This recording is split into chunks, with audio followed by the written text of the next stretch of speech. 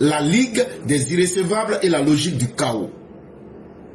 Tic-tac, tic-tac, tic-tac, tic-tac, tic-tac. Dans exactement 38 jours, les Ivoiriens seront appelés aux urnes pour choisir celui qui va présider à leur destinée pour le prochain quinquennat. Vous voyez, petit à petit, quand on était en 2004, les gens disent hey, 2025, ça ne sera pas bon. Tous ceux qui sont, le Seigneur m'a révélé que, on dit ce qu'ils pensent. Toujours le Seigneur et leur Seigneur ne leur révèle que ce qui est mauvais. Mais leur Seigneur ne leur révèle pas que la prison est à côté d'eux. Leur Seigneur ne leur révèle pas leur propre destin. Mais leur Seigneur leur révèle tout ce qui est mauvais. Parce que eux-mêmes, leur imagination et le complot qu'ils sont en train de ourdir, le complot qu'ils sont en train de faire dans les cachettes, ils sortent eux-mêmes parce que le diable les a trahis et le diable les met en confiance. Et ils viennent dire que c'est leur Seigneur qui leur a dit, voilà ce qui va se passer. Donc quand c'est comme ça, nous autres, on n'arrivait plus à dormir. On dit, mais quand on va arriver en 2025, là, le pays sera gâté. Bon, on est rentré en 2025.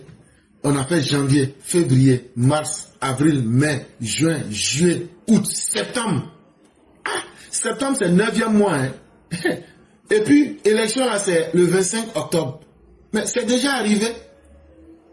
La Côte d'Ivoire n'a pas brûlé. Waouh! Donc, ça veut dire que si la volonté de ceux qui veulent que le pays ne brûle pas est plus forte que la volonté de ceux qui veulent brûler le pays, ça veut dire que ceux qui ne veulent pas que le pays brûle, le pays ne va pas brûler. Et donc, comme ceux qui sont nombreux à vouloir la paix aujourd'hui ne veulent pas que le pays brûle, mes frères et sœurs, moi aussi le Seigneur m'a révélé que dans 38 jours, nous aurons des élections pour élire le président de la Côte d'Ivoire. Mais sachez que pour aller à ces élections, il y avait eu 60 citoyens qui avaient déposé leur candidature à la commission électorale indépendante. Mais à la fin, il y a seulement 5 qui ont été retenus. Et ça, c'était ceux qui remplissaient les conditions. Parce que le Conseil constitutionnel, entre-temps, a bien tamisé. Et tous les candidats farceurs ont été éjectés de la course. Ça les a fait très mal, ça je peux vous assurer. Et ils ont dit qu'eux sont tellement fâchés que nous on ne sait pas où. Que la saison des pluies va arriver bientôt. Qu'ils vont aller enlever les tôles qui sont sur nos maisons. La pluie va rentrer sur nous parce qu'eux ne sont pas contents. Ils ont crié sur tous les toits qu'ils vont prendre leur crachat pour transformer en pluie, pour enlever les tôles de nos maisons, pour nous inonder dans ça. Que parce que eux, on n'a pas retenu leur nom. On dit, mais vous êtes des braqueurs, des menteurs, des violeurs, des farceurs. Et ça ne ressemble pas aux Ivoiriens. En tout cas, ils disent de vous dire que eux s'en foutent de tout ça. Que pour eux, la Côte d'Ivoire, là, eux qui s'appellent Tidiane Tiam, eux qui s'appellent Laurent Gbagbo, eux qui s'appellent Pascal Affi-N'Guessan, eux qui s'appellent ADCI, Assalé Tiemoko, eux qui s'appellent ancien préfet Vincent Tobi, pourquoi on a enlevé leur nom? Alors qu'eux-mêmes ils savent qu'ils étaient en train de nous provoquer. Mais pourquoi on a enlevé leur nom? On dit non, on n'a pas enlevé vos noms. C'est vous-même qui avez enlevé vos noms. Ils disent comment? On dit mais c'est quoi on vous a demandé là? Est-ce que vous avez pu remplir les conditions? C'est pourquoi Madame Jolicoeur, elle a dit clairement que vos dossiers sont irrécevables. Ça veut dire, on ne perd même pas le temps avec vos dossiers. On ne va même pas recevoir ça pour perdre de temps. Vos dossiers n'ont pas été rejetés. Hein. Vos dossiers là, ça n'a même pas été reçu. C'est là maintenant, ils disent comme c'est comme ça là, vous ne nous connaissez pas. Ouais. On va aller autour de Gbagbo. On va aller former un Boeing. Donc ils ont commencé à faire des défilés chez Laurent Gbagbo là-bas. Là comme ça, quand ils passent, ils gonflent leur poitrine comme ça. C'est-à-dire que c'est du cinéma qu'ils nous offrent quoi. Quand ils gonflent leur poitrine là, ils disent prenez vite la photo parce qu'il ne faut pas l'air là-bas quitter dans sa poitrine. Donc tu vois certains, ils sont courts, mais quand ils gonflent leur poitrine là, tu as l'impression que tu as affaire à une pègrerie. Et aussi c'est leur manière de montrer qu'ils sont fâchés quoi. Et donc, quand ils vont faire ça là, wouh, les gens de la case verte, les moutons de Ouattara, nous, on va avoir peur. Non, mais pourtant, il ne faut pas se méprendre. Tout ce que vous voyez là, c'est des poids morts. Derrière cette fausse union de circonstances, c'est une association d'hypocrites avec un projet funeste qu'ils veulent cacher mais que tout le monde voit. C'est la coalition des irrécevables, la ligue des irrécevables. Et ils pensent qu'en soutenant Mordicus, qu'il n'y aura pas d'élection, ça c'est devenu leur chanson, il n'y aura pas d'élection. On va lutter pour que Ouattara ne soit pas candidat. Mais derrière le mot, on va lutter pour que Ouattara ne soit pas candidat là. Leur vraie expression, la vraie vérité derrière cela, c'est qu'on va tout faire pour que Ouattara qui a la majorité là, tous ceux qui aiment Ouattara ne puissent pas voter. C'est le Ouattara lui seul là. Ouattara même n'a même plus envie d'être président même. Si on le laisse lui seul là, il n'a plus envie. Mais l'expression quatrième mandat là, c'est pourquoi l'environnement permet aujourd'hui à Ouattara d'être populaire. Et donc là, il faut empêcher tous ceux qui sont des partisans de M. Ouattara de participer à une élection. Ce n'est pas le problème, ce n'est pas M. Ouattara, ce n'est pas le président, c'est vous les militants de M. Ouattara. Il faut qu'on vous empêche de pouvoir voter dans ce pays-là. C'est ça la vraie réalité. Vous savez, dans la parole, il y a ce qu'on dit et il y a l'intention de ce qu'on vise. Maintenant, dans la parole, là, ce que la personne vise réellement, là, quand tu touches ça, que tu prends ça, là, c'est ça qui est la parole. Ils savent que Ouattara, il n'y a aucun texte de loi qui l'empêche d'être candidat. Ils le savent. Mais en réalité, là, ce n'est pas 2025 qu'ils sont en train de craindre. C'est 2030, 2035, 2040. Parce que si on maintient la paix et qu'il y a une élection et que M. Ouattara gagne là, c'est l'électorat du président Ouattara qui ne fera qu'augmenter. Et ça va leur compliquer la tâche dans les années à venir. Donc ce n'est pas simplement 2025 qu'ils sont en train de craindre. Mais ils sont en train de craindre parce que plus les militants de M. Ouattara vont augmenter, et là, 2025 sera le début de leur retraite politique. C'est ça qui les fait peur. Mais, chers Ivoiriens, n'oublions pas que ces mêmes personnes, c'est elles qui avaient mis le CNT en place. Et qu'en 2020, aujourd'hui nous sommes le 17 septembre, en 2020, il y avait eu tellement de dégâts déjà en septembre, je ne vous parle pas d'août, pour vous parler même d'octobre.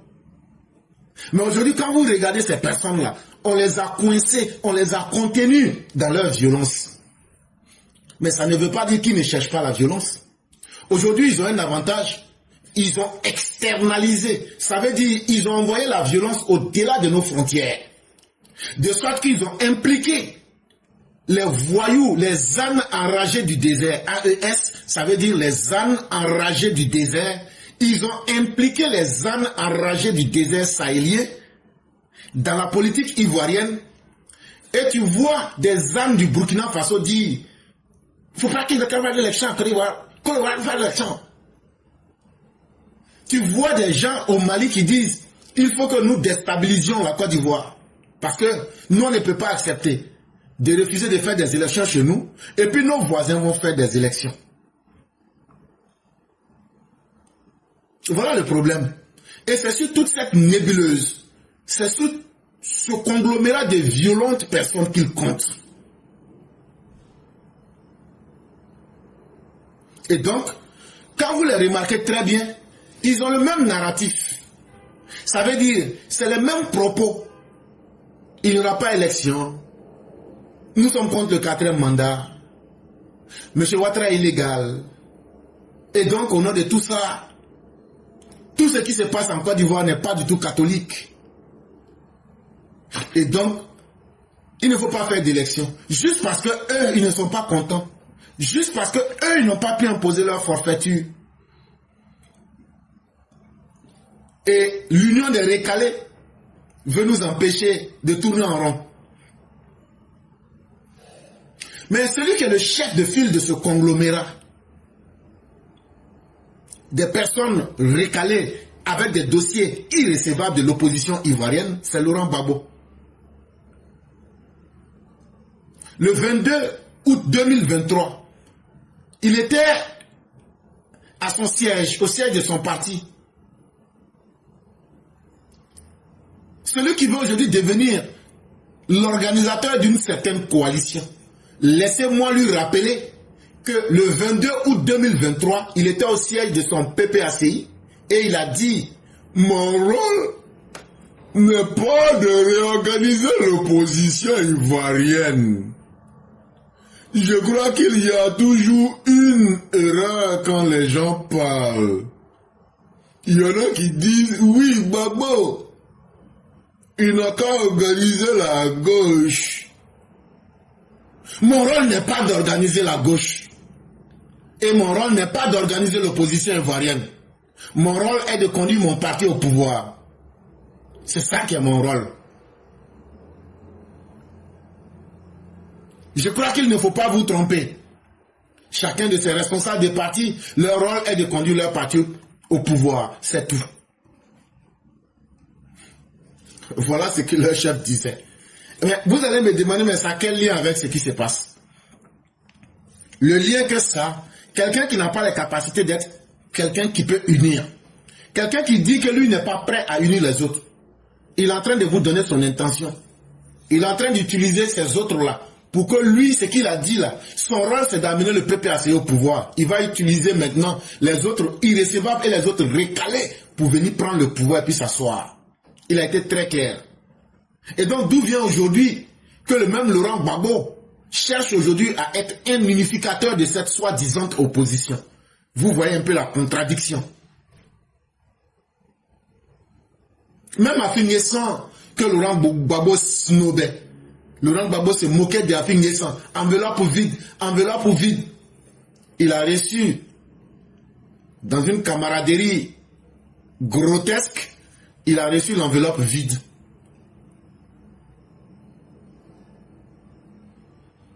Mais en réalité, ce qui fait pitié dans l'affaire, imaginez-vous des gens qui sont des perdants, qui créent une association pour juste se consoler entre eux. C'est une initiative de consolation réciproque des désespérés qui ont été abandonnés par la réalité électorale en Côte d'Ivoire. Ils ne savent plus à quel sens se vouer. Donc c'est comme des élèves, au lieu d'étudier, ils n'ont pas étudié. Ils sont allés passer le bac, ils ont échoué et maintenant ils se réunissent ensemble pour dire, comme on a tous échoué là, on n'a qu'à se mettre ensemble. Toi-même là, il y a combien de points qui a manqué pour toi-même là? Et pour moi là, c'est 10 points qui a manqué. Pour toi-même c'est bon, pour moi-même c'était 11. Non, c'est pas grave. Pour moi c'était 20 là. Et l'autre dit encore, vous-même là, vous-même vous avez parlé, vous parlez de points. Moi, il me manquait même 100 points. Et donc là, on n'a qu'à se calmer, c'est pas grave. C'est simplement la coalition des désespérés. Ils se mentent entre eux-mêmes, comme conte d'un soir. Ils se racontent des fables, loin des réalités, pour s'impressionner eux-mêmes. C'est vrai, c'est vrai. Le philosophe Cicéron nous disait que c'est dans l'adversité que se révèlent les vrais amis. Et nous, au village, là, on nous a dit que c'est dans les moments de difficulté et de douleur que tu reconnais tes vrais amis. Mais chez nous, les Didans, on dit, c'est dans le funérail que tu reconnais tes vrais parents. Nous, on est villageois. Donc là, nous, on parle comme au village pour qu'on nous comprenne. On dit, c'est au moment de funérailles là que tu connais tes vrais parents. Mais en même temps, ce rassemblement à un peu moins d'un mois des élections pour laquelle leurs candidats sont tous irrécevables n'est pas anodin. Là, encore, l'on a en mémoire que le chef de file de cette union de circonstances avait lancé un appel insurrectionnel, passé inaperçu mais qui demeure le plan A des anti-Ouattara, à défaut de pouvoir vaincre dans les urnes. Le 14 juillet 2024, Laurent Gbagbo avait appelé toute la classe politique à se joindre à lui pour chasser le régime Ouattara du pouvoir. Il faut que ce gouvernement ne soit plus là en 2025. D'ici, je lance un appel au rassemblement, un appel à toutes les forces politiques, à tous ceux qui, comme nous, pensent que ce gouvernement ne doit plus être là. Non, Laurent Gbagbo n'a pas encore lancé son mot d'ordre. Laurent Gbagbo, là, si les garçons, là, il n'a qu'à lancer son mot d'ordre. Tu vois les moutons, là, ils gonflent leurs muscles et puis ils attendent Gbagbo. Gbagbo a dit ça il y a longtemps. Gbagbo dit qu'il va brûler le pays. Faut aller. Ça, là, c'est un mot d'ordre. Gbagbo dit le 14 juillet 2024 qu'il faut qu'eux n'ont qu'à se mettre ensemble pour chasser Ouattara. Ça, c'est mot d'ordre. Faut pas te blaguer pour te blaguer toi-même. Gbagbo a déjà donné son mot d'ordre. Seulement là, on l'a coincé dans ses actions. On l'a étouffé dans ses actions. Et il ne trouve pas une situation pour s'en sortir. Donc là, si toi tu penses que Gbagbo n'a pas encore donné mot d'ordre là, voilà des exemples concrets que je mets en face de toi. Le 14 juillet 2024, Gbagbo dit, on ne va pas organiser l'élection. Mais ce pouvoir RHDP là, il faut qu'on le chasse avant la fin. Chasser quelqu'un, c'est venir l'enlever de là où il est. Et l'expression qu'il utilise, ça nous amène à une révolution populaire. Une révolution populaire, c'est la capacité de mobiliser le peuple pour arriver à un changement brutal de régime en place. Gbagbo dit, lui ne veut pas élection, lui veut que les gens n'ont qu'à se lever, ils n'ont qu'à aller brutalement, ils n'ont qu'à envahir la ville et puis vont enlever le gouvernement de Ouattara. Donc ça là-haut, est-ce qu'il y a un mot d'ordre qui est plus clair que ça? Et donc, il faut que les uns et les autres arrêtent de s'amuser. Soyons extrêmement prêts et soyons déterminés à attendre ces personnes-là pour en découdre avec elles. Et pour ceux qui disent encore que Laurent Gbagbo n'a pas donné de mot d'ordre, allez prendre l'appel de Benoît, qui est la persistance de la logique du chaos, prônée par Laurent Gbagbo et les opposants ivoiriens. Laurent Gbagbo a déjà donné, ça fait maintenant 3 exemples que je vous donne. Le 3e exemple, c'est l'appel de Benoît. L'appel de Benoît est une apologie du chaos. C'est une hymne du désordre en Côte d'Ivoire. Et l'opposition avance très bien avec ce narratif du chaos. Et les événements permettent de les unir. L'irrécevabilité de leur dossier est devenue aujourd'hui un ciment qui leur permet de se mettre ensemble. S'il est vrai que rien et surtout rien de rien ne peut sortir de cette ligue des irrécevables, il ne faut pas être tendre avec eux. Eux-mêmes, ils savent que individuellement, on les prend un là, ou bien on les met ensemble là. Eux-mêmes, ils savent qu'ils ne peuvent rien créer. Chez nous, au pays, là, on dit, vous ne pouvez rien créer. Et tout le monde vous connaît. Et puis celui qui est en face de vous, la Draman, là, vous le connaissez que tout le monde. Quelqu'un qui n'a pas encore été griffé par le lion, là, tu vas penser que le lion, là, c'est chat. Mais quand un lion te griffe, et puis un chat te griffe, là, celui qui a expérimenté, là, il connaît.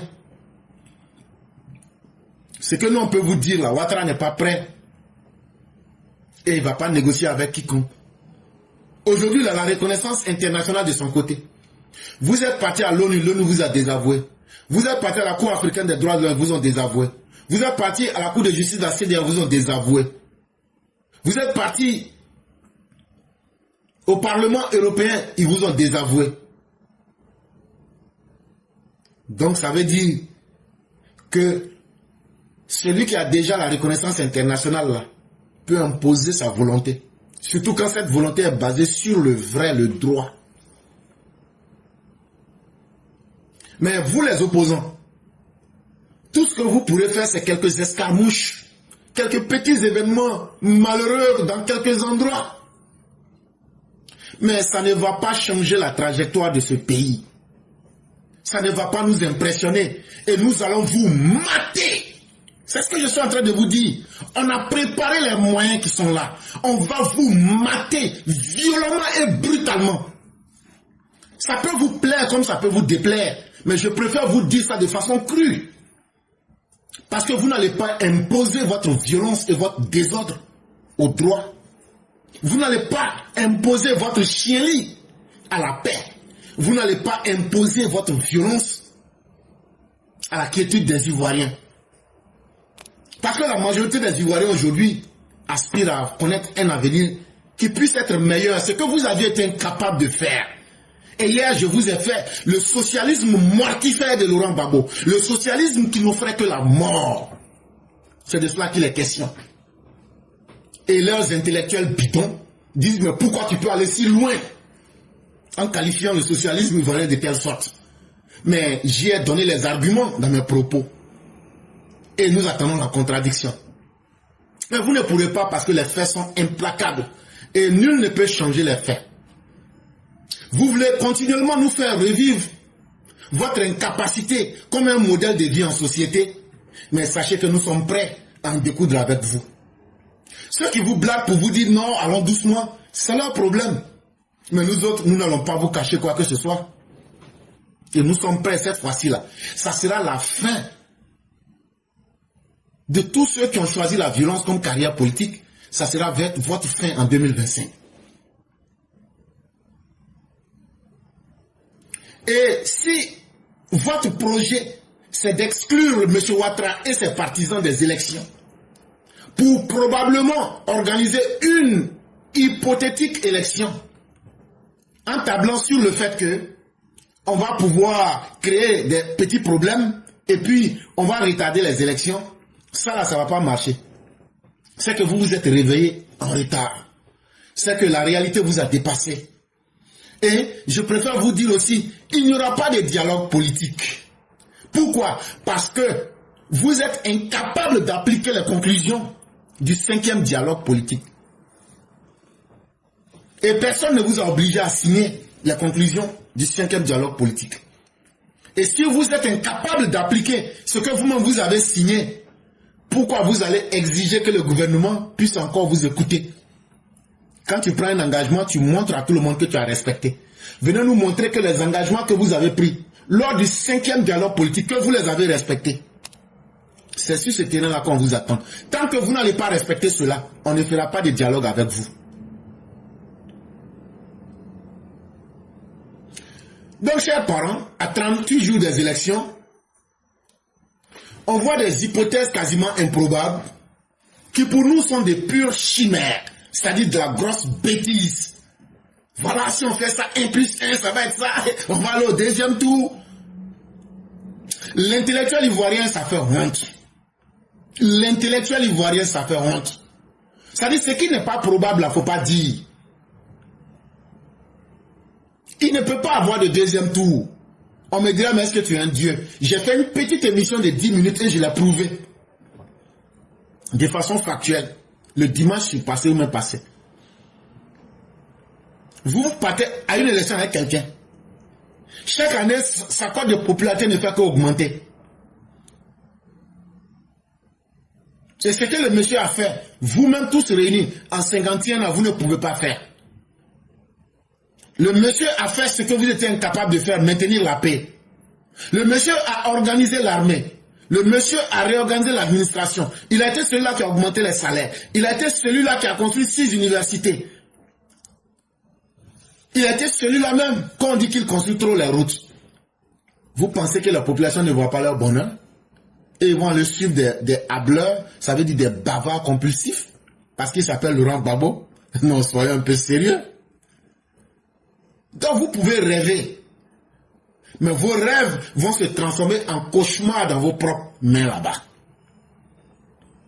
Aucune union de circonstances ne va pouvoir imposer un changement. Surtout que ceux qui constituent même cette union-là, ce sont des gens qui... C'est le désespoir qui les réunit. Et vous avez été déposés sur le quai par le train des élections. On vous voit comme des gens dépassés. Des gens qui ne peuvent plus rien apporter à la Côte d'Ivoire. Pourquoi? Parce que vous avez fait des mauvais choix.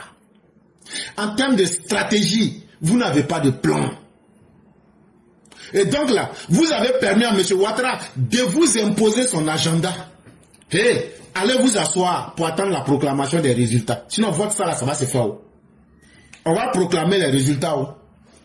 Hey, si vous êtes malin là, commencez déjà par anticipation à féliciter le président Ouattara. Là, comme ça, il va vous donner peut-être... Babo, tu vas devenir son attrapeur de sac. Tidiam Tiam, tu vas devenir le planton de Ouattara, tu vas aller nettoyer devant son bureau. Ça là, si vous êtes malin là, commencez déjà à lui dire, ah, monsieur Ouattara, nous te félicitons pour ta brillante élection. Maintenant, à partir d'aujourd'hui là, 17 septembre 2025 là, commencez déjà à féliciter pour dire, monsieur le nouveau président, monsieur Alassane Ouattara, vraiment nous vous félicitons pour votre brillante élection à la tête de la Côte d'Ivoire pour les 5 années à venir. Et nous souhaitons que les Ivoiriens puissent connaître assez de bonheur. Si vous arrivez à répéter ça là, le président va prendre Babo. Babo va être attrapeur de sac d'Alassane Ouattara. Toi, Chakadjan là, toi tu vas devenir son planton. Ça veut dire, s'il y a des petites courses à faire là, de la manière Adama Victoria a pris Morel pour aller prendre les choses là, les reçus là. C'est comme ça, tu vas devenir Morel d'Alassane Ouattara. Tu vas devenir Morel d'Alassane Ouattara. Ça sera mieux pour vous. Sur les 200 000 que tu allais dépenser là, pour prendre photo là, j'ai posté le reçu. J'ai posté le reçu sur YouTube. J'ai posté ça sur Facebook. Parce que moi, là, quand je dis quelque chose, là, c'est que je m'en mets dessus.